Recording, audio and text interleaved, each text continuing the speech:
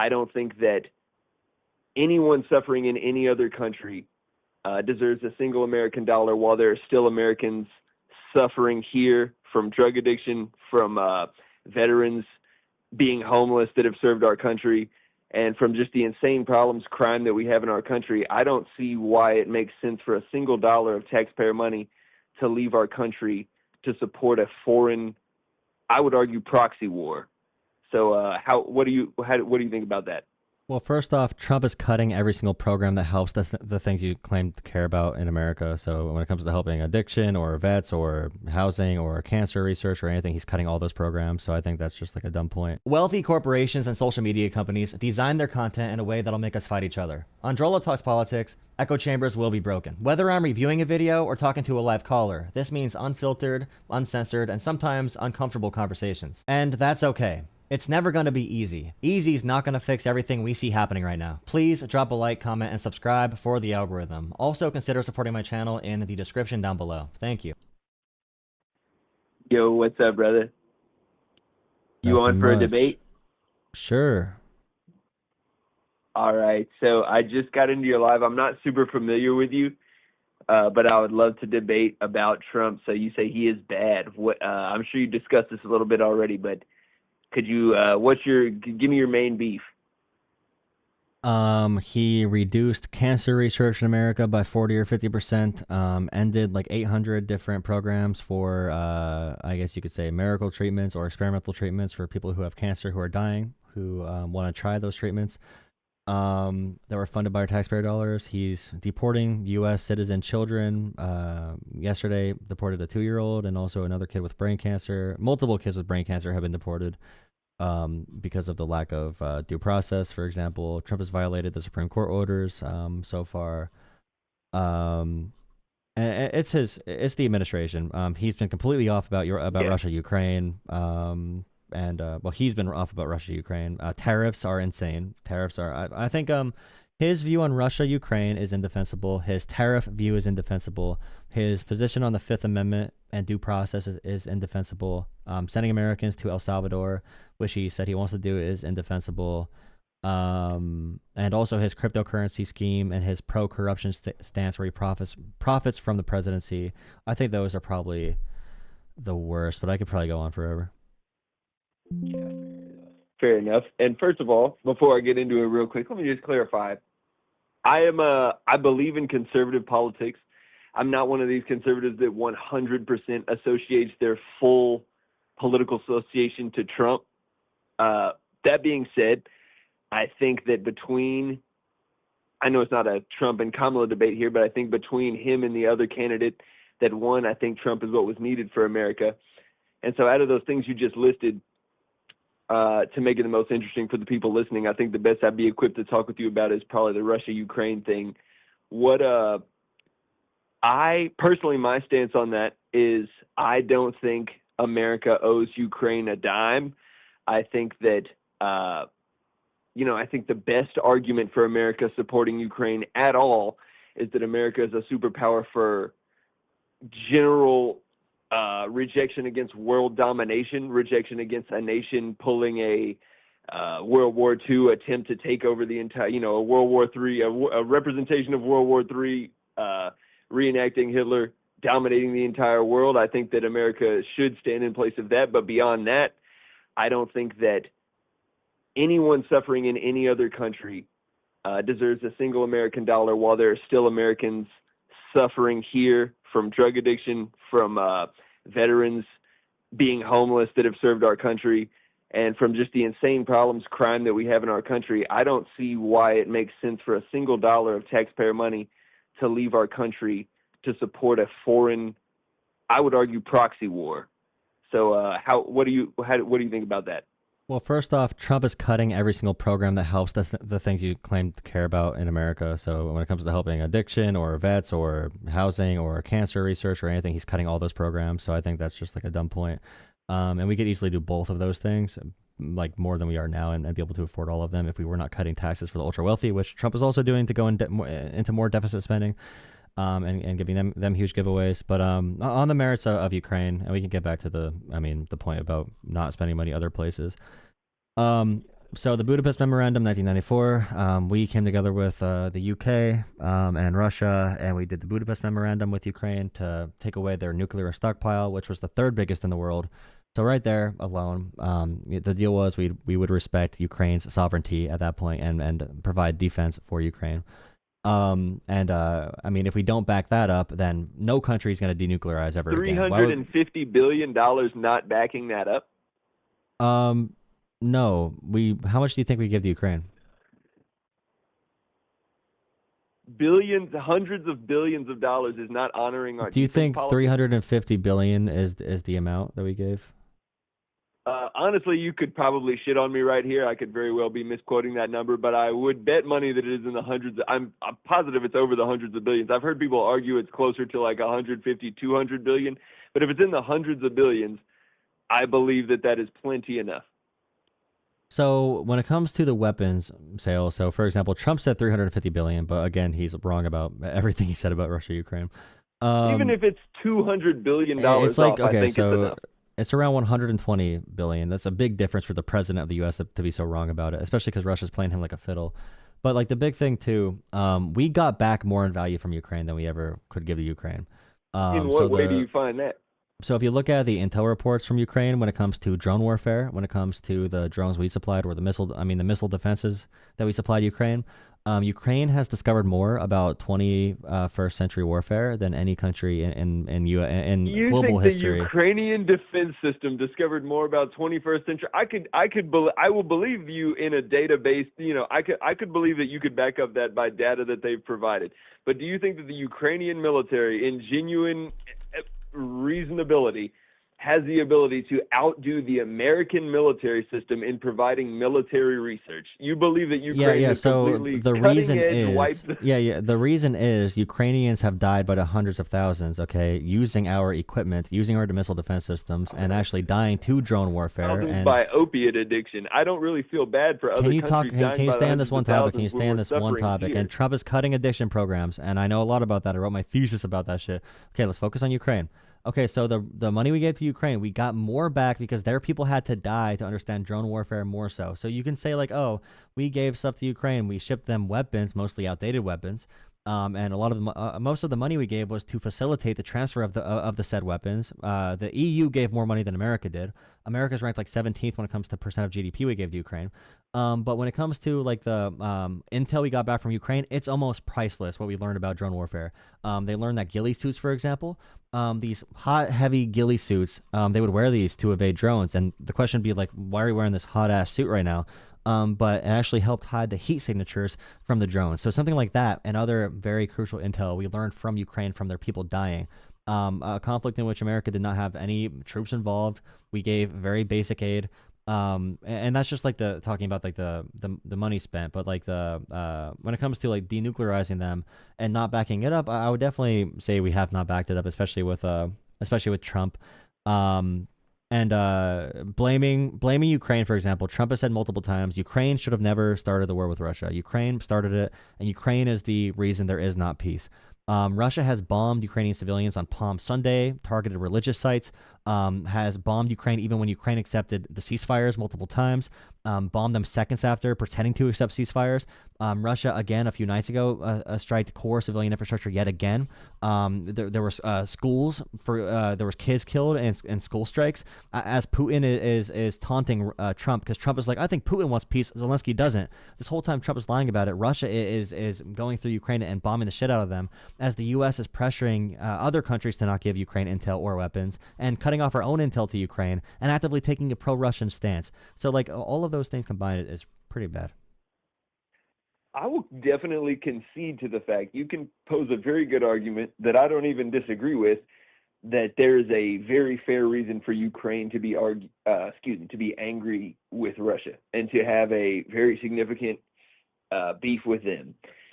I find a hard time, and I got to agree with you also again a second time in what you said of don't shift the goalpost here, don't shift my point. Although I feel like it is extremely relative here, as when we talk about support of foreign wars, I think American issues play into it extremely when we're talking, because people look at conservatives, and I hear us being so frequently accused of being heartless, being uncaring of these people dying in Ukraine, being uncaring of the Israeli-Palestine dispute, just being, they make it as if we're heartless when really we're being logic based on the resources that are available. And I know you make it out to be, you act like $125 billion is a small amount, and you add it up to the trillions that we're in debt, and it's okay. It may look like a small amount to that, but I think collectively you bring up repeatedly these policies being cut, these benefits being cut and these resources being cut. I think that people have been saying for a not very long time, but for at least the last decade, that America is going down a pathway, and I think this is something that liberals and conservatives, at least the liberals and conservatives I've been around, have agreed upon. Even if we don't agree upon the solution, we've agreed that for like the last 10 years, America is going down a direction that needs a serious shakeup. It is not, if it continued the way it was, things were not going to go well. And I think a shakeup is painful. I think a shakeup is not everything looks perfect. Some programs are going to get cut that shouldn't have been cut. Elon prematurely cut shit. Some people are going to get deported that shouldn't have been deported. Trump is prematurely deporting people. And that is fucked up, yes, and it is not perfect, yes. But I'm not expecting perfection from a government. I am grateful for the fact that the America that I saw sinking into the abyss is finally being kickstarted in a way that massive changes are being made. I mean, I'm not very old. I'm around 30, but the fucking, like, I have never, even looking back historically, seen a president in the last 50 years make this immediate changes from when he got in office. And to be honest, as a generally young person, I'm not that young, but as a generally young person, that's something that I'm like, damn, wow, a politician that's not just talking. He said he's going to do something, and he's actually doing it.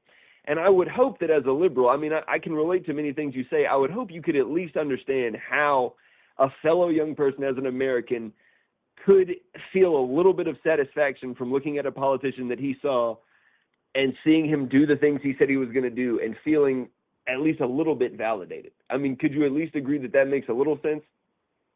The issue is that everything that Trump has done has been terrible for the U.S. And I can go through point by point if you want, but we have you think so that like all the illegal immigrants that were in this country should have been here, all of them. Now I'm not saying, like I just said, wrong. That's everyone not that have been deported should not have been deported. That's not the question. Like, for example, well, you just said everything he's done is wrong. So I'm asking you, all the people that got deported, you're saying every single one of them should not have been deported? Well, we can start off with immigration. So Trump has defunded immigration courts and immigration judges, which kills our capacity to do deportations.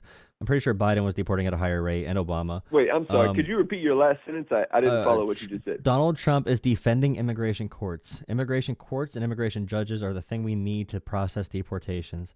And Trump is defunding those. He's defunding those. He's killing those. Okay, defunding. Okay. Okay, he's defunding. Okay, he's defunding those courts. Him doing that is defeating what he promised to do. And most Americans, the vast majority, think violent criminals should go, illegal immigrants should go. But when it comes to jailing, like green card holders or student visa holders because they criticized Israel, or when it comes to deporting a undocumented immigrant, undocumented visa overstayer that's been working in America who never did a crime, like 70% of Americans agree there should be a path to citizenship for those people. And Trump has deported, like I said, children, 2-year-old American citizens, and it's violating the Constitution. The Supreme Court has ruled 9-0 against Trump. But let me bring up a couple metrics, because you said Trump is finally doing things that we want to happen in America. And I need a little bit here just to go through a little bit of a list. So yeah, sure. Right now, tourism to the U.S. is down 30% across the board, or it's somewhere between like 15, 20, 30% across the board, because people don't feel safe coming to America because so many tourists have been detained by ICE for multiple days. And it seems like a hostile environment. People getting detained for saying things that the Trump administration deems to be un-American based on speech or thought crimes, which is very scary. Trump is detaining like cancer researchers, the best researchers in our country. Could you give me an example of who's been detained on thought crimes? I very well could be uninformed here. I'm just interested. I mean, you don't have to give me a name or anything. So could you the give Columbia me guy, what crime? Mahmoud Khalil is one example of someone who is detained with no arrest warrant just because he said something the administration said they don't like. The girl from Tufts University. There's been dozens and dozens. The fact that you don't know any cases of this shows your media is lying to you. You seem like you're contextually leaving out things. I mean, I know people go on Twitter and say, "Man, I'd like to fucking cut the head off our president and go to jail." No, it's just exhausting. If that's what you're referring to by I'll be honest with you. leaving out what they said. I promise you could do a 2-second Google search, and like this is the fact you don't know about this is kind of sad, honestly. Just Google it. You'll see there's hundreds of cases. Even people like Glenn Greenwald, and a bunch of other conservatives. Even Candace Owens. Even Candace Owens is anti-Trump right now because of this. By the way. That's so like fair. these are I will big research issues. that point. I'm not gonna. So for the grandstand. Yeah, and for the tariffs, the strength of the American dollar is at an all-time low. Not all-time, but as far as the crash goes, our power on the global stage is dying right now when it comes to our bond market and the investments in America. Countries right now are moving towards China. So like the EU is getting trade deals with China. No deals have been made with the U.S. And Trump has said that we made 200 deals. There's not 200 countries, but he said we made those. They said, Trump, show us those deals. Trump said, I can't show you because maybe they did not happen yet. And like the tariffs have been insane. So the immigration point is a huge failure. The tariffs is a huge failure. The defunding cancer research through the NIH and everything by 50% is a huge failure. And we could debate our faith in the NIH all day long. The NIH has produced almost every advancement to cancer research in our country's history. It's the reason that cancer patients survive longer now than they have ever before in American history. Just because Elon Musk told you what to think like an independent puppy dog doesn't mean it's actually bad. Have zero, I can say this truthfully, absolutely 0% of my opinion of the NIH is based on anything Elon Musk has ever said. Okay, my well, you followed someone's opinion because if you look at actual COVID. data... Yeah, I know, because COVID broke your brain, but you have to go further than that. And COVID was, I don't know if COVID's a bioweapon or if it didn't matter at all. Republicans can't decide. There was one big point. What was that one thing Trump did? That's a good. I like that. That's a relatively valid argument. I like what you just said. That is a bit of a contradiction among our party. I like that. I think we don't have time to get it. I mean, I'd love to get into it. China bioweapon is also the Chinese sent over a bioweapon, which turned out to be a minor cold. There were certain I'm just saying, it's weird. Did some guy bite a bat, or is it because it's the specific city that researches the most COVID-related research this is for another the last question, decade? But what if that lab is in that area because it's known for diseases that come from there more? It's also a possibility. I would still say that's a crazy fucking coincidence. Yeah, but like, for example, like cavemen thought that shooting stars were a different god coming down on them, but it's just because they didn't know what stars were yet. It doesn't mean they were right. Well, it just but they just did not understand it. I feel as though your argument would be just if there were like 10 COVID-19 virus labs scattered among Asia, and then one break happened in Wuhan, and they're like, oh, there's a fucking lab. But the one singular lab that was leading research, I understand it was not the only lab that ever researched it, but it was the cutting-edge top line of research lab that had made the most advancements in that. And if you read the old, like 2014, 2012, 2016 research through before COVID, they knew it, dude. You read the research, and it's like it jumps from rats in the same way that would be predictable for it to jump from humans. This virus is expected to be very capable of jumping from human to human at an almost unstoppable rate. And they knew that back in 2014, The issue is that, like, we can't really talk about these things because, I mean, did YouTube fuck it up? Well, not only that, but like you've said some really questionable things about Russia, Ukraine, which is like very straightforward. And we kind of moved away from that topic, but I don't know if I trust your medical or research for scientific advice. Okay. Oh God, the fact that Trump blames Trump blames Ukraine for starting the Russian-Ukraine war. The fact that Trump says Zelensky is the issue to not get peace. The fact that Trump says he kind of likes Putin. He refuses to criticize Putin. He called Zelensky a dictator. All these things are just completely against reality. Trump saying he wants to occupy Palestine and do ethnic cleansing and make a casino in the Holy Land is insane. I'm against that. I'm not a really big Israel guy, but that's a whole different topic. What's your opinion on that meeting that Trump threw Zelensky out of the White House in? Because my opinion is Zelensky was being a huge ungrateful baby. Honestly, I'm team JD all the way. Say you were grateful. Say thank you. That's dude. I loved that moment. See, the issue I'm is sure if you hated love it. that, no, I just want you to be a better person, honestly, because I've heard that a Zelensky. lot. Oh, okay. Zelensky has said thank you hundreds and hundreds and hundreds of times in front of Congress, online, sending videos to our president. Trump and Vance have not given one thing to Ukraine, by the way. Biden did that. Biden's Trump and administration did. Vance haven't Congress given one did. thing to Ukraine. No, they have. Oh no, objectively, Trump and Vance have not voted. Vance voted against Ukraine packages for all of them. So yeah, Trump and Vance have not done literally anything for Ukraine.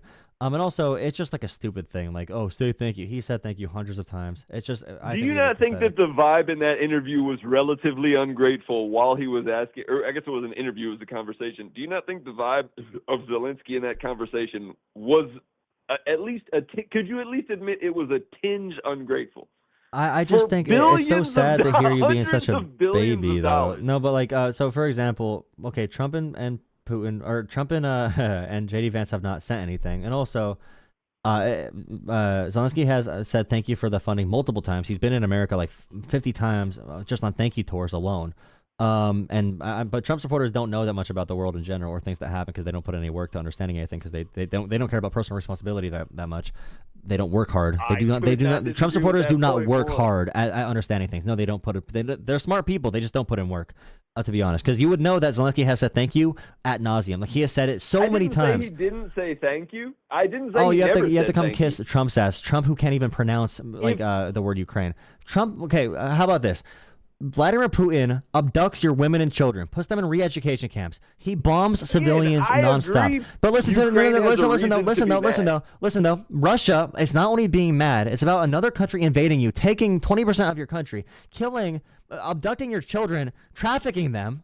Okay? And Putin does this just because he wants to kill you and your people, targeting civilians all the time. And Trump tells you, as the president of Ukraine, that Putin is the person that wants peace, and you are the dictator that doesn't. That is insane. I wish Zelensky was more of a dictator, but he can't be. Zelensky should be more of a dictator than Trump, but he can't because Trump's an emotional baby, and you have to soothe his ego for him to even like listen to you. And you know what? Whether that may be true, I will not directly disagree with that point. You might be one of my best arguments about Trump has been that whether he is a good guy or not, let's follow the argument that he's not a good guy at all. My belief in Trump, my faith in Trump to run this country comes from the fact that I think he is at least narcissistically driven enough that losing is not an option for him. And right now his goal is making America a successful country. And I think that even if he is which I'm not saying that this is my full view, but even if you want to take the far left liberal view of he is a narcissistically insane psychopath who is only driven out for self-gain, I believe his self-gain right now is representing the country that he is the president of as a successful country and building it to that.